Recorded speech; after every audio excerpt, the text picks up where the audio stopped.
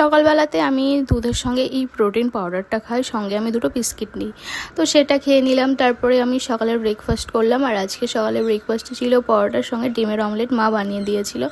আর আজকে আমি আমার কুট্টুসকে নিয়ে যাব ডক্টরের কাছে, কারণ আমি আগের ব্লগে বলেছি আমার ছেলেকে ওই সরকারি জায়গা থেকে ভ্যাকসিন নেওয়ার পর সেই জায়গাটা পুরো থামড় নিয়ে পেকে গেছিলো, সেখান থেকে পুঁজ বেরাচ্ছিলো।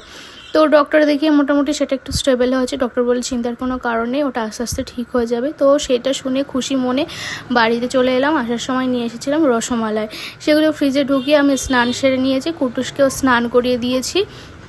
তারপরে দুপুরে খাওয়া দাওয়া শেষে বিকালবেলায় একটুখানি ঘুরতে নিয়ে বেরাই কুট্টুসকে। তারপরে সন্ধ্যাবেলায় টিফিন করছিলাম চিপস, মটরশুঁটি আর রসমালাই দিয়ে। আর এদিকে কুট্টুস ছিল আমার কোলে, আমি ওর মাথায় হাত বুলিয়ে দিয়েছিলাম। কি ভালো যে লাগছিলো, এগিয়েই বলে হয়তো মাতৃসুখ। তো এই ছিল আজকের মতো ব্লগ। কেমন লাগলো ব্লগটা? ভালো লাগলে অবশ্যই একটা লাইক দিও। চ্যানেলে নতুন হলে চ্যানেলটা সাবস্ক্রাইব করতে ভুলো না। সবাই ভালো থেকো, বাই।